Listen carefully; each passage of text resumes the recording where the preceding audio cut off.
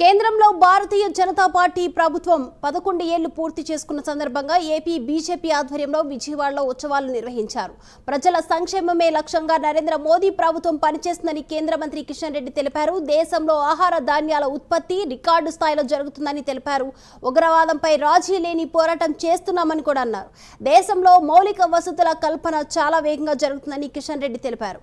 సమాజంలోని అన్ని వర్గాల ప్రయోజనాలు నెరవేరినప్పుడే వికసిత భారత్ సాధించినట్లయితే AP BJP chief Daggubati Purandeswari అన్నారు. అమరావతి పోలవరం ప్రాజెక్టు నిర్మాణాలకు కేంద్రం సహాయం చేస్తుందని కూడా తెలిపారు. ఈ కార్యక్రమంలో బీజేపీ నేతలు కార్యకర్తలు పాల్గొన్నారు.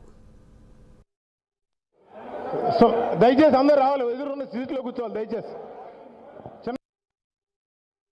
కరోనా అయిపోయిన తర్వాత కూడా పేద ప్రజలకు ఇస్తున్నటువంటి ఉచిత బియ్యం పథకాన్ని ఆపకుండా సుమారు 81 కోట్ల మందికి 140 కోట్ల మంది ఉంటే 81 కోట్ల మందికి ప్రతి నెల ఏ ఒక్కరికి ఆపకుండా ఏ రోజు ఆలస్యం చేయకుండా ఈరోజు ఉచిత బియ్యం పేద ప్రజలకు అందిస్తున్నటువంటి గొప్ప కార్యక్రమాన్ని మోడీ గారు చేపట్టిన విషయాన్ని మనవి చేస్తా ఉన్నాను. ఇంత పెద్ద ఎత్తున food grains free food grain distribution scheme ప్రపంచంలో ఏ దేశంలో కూడా లేదు.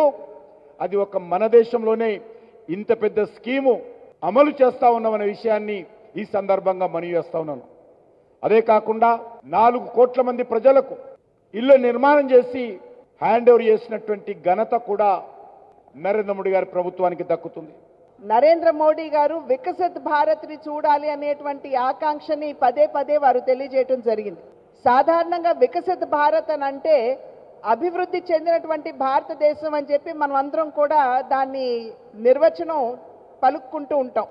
2014లో భారతీయులందరూ కూడా ఒక మార్పుని ఆకాంక్షించి ఒక మంచి పార్టీని, ఎందుకంటే అప్పటి వరకు కూడా స్కాములతోటి విసిగి వేసారిపోయినటువంటి భారతీయులు ఒక మంచి పార్టీని, అవినీతి రహితమైనటువంటి ఒక పార్టీని అధికారంలోకి తీసుకురావాలని, దృఢమైనటువంటి నాయకత్వాన్ని దేశానికి అందించగల పార్టీని తీసుకురావాలని, ఒక మంచి నాయకుడి చేతిలో దేశ పగ్గాలు పెట్టాలి అని చెప్పి భావించినటువంటి సందర్భంలో మార్పు ఏదైతే ఆకాంక్షించారో ఆ మార్పు 2014 ఎన్నికల్లో భారతీయ జనతా పార్టీని అనూహ్యంగా ఆశీర్వదించి అధికారంలోకి తీసుకురావడం జరిగింది.